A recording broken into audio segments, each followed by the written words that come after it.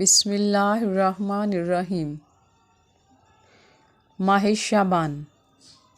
ماہ شعبان کی فضیلت اور ماہ شعبان کے روزے۔ حضرت ابی امامہ باہلی رضی اللہ تعالیٰ عنہ سے مروی ہے کہ نبی اکرم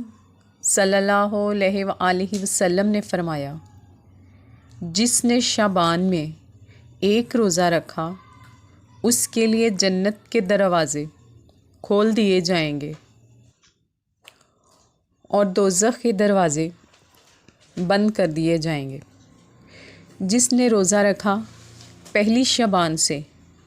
اللہ تعالیٰ اس کو 1000 شہیدوں کا ثواب دیں گے اور اس کے لیے 1000 برس کی عبادت لکھی جائے گی، اور افطار کے وقت اس کو افطار نبی صلی اللہ علیہ وسلم کا ثواب ملے گا، اور اس کے تمام گناہ بخش دیے جائیں گے، چاہے اس کے گناہ رویدگی زمین سے بھی زیادہ ہوں، اور 1000 حوروں کے ساتھ اس کا نکاح ہوگا۔ مبارک خواب۔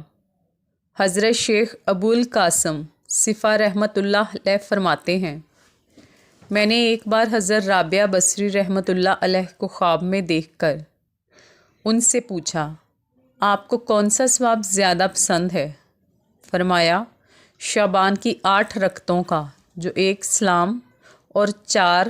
قیدا سے پڑھی جائیں، اور ہر رکعت میں سورہ فاتحہ کے بعد 11 بار سورہ اخلاص پڑھی جائے۔ جو شخص نماز کا ثواب مجھے بخشے گا، میں بغیر اس کو بخشوائے جنت میں نہ جاؤں گی۔ حضرت نبی کریم صلی اللہ علیہ وآلہ وسلم سے مروی ہے کہ جو شعبان کی پہلی شب میں 12 رکعتیں اس طرح پڑھے کہ پہلی رکعت میں سورہ فاتحہ 1 بار، قل ھو اللہ احد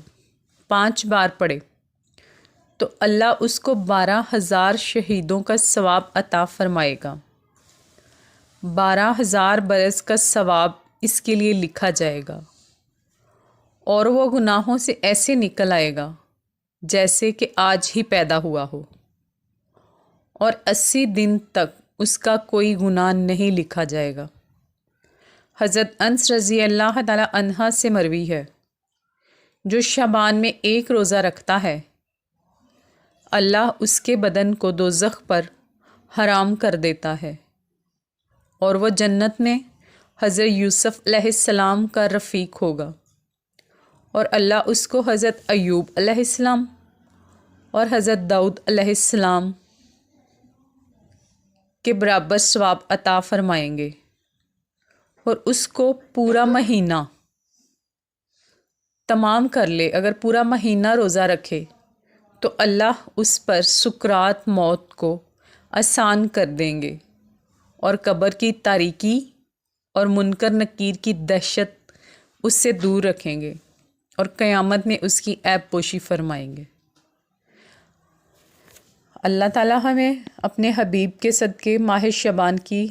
فضیلتیں سمیٹنے کی توفیق عطا فرمائے، آمین۔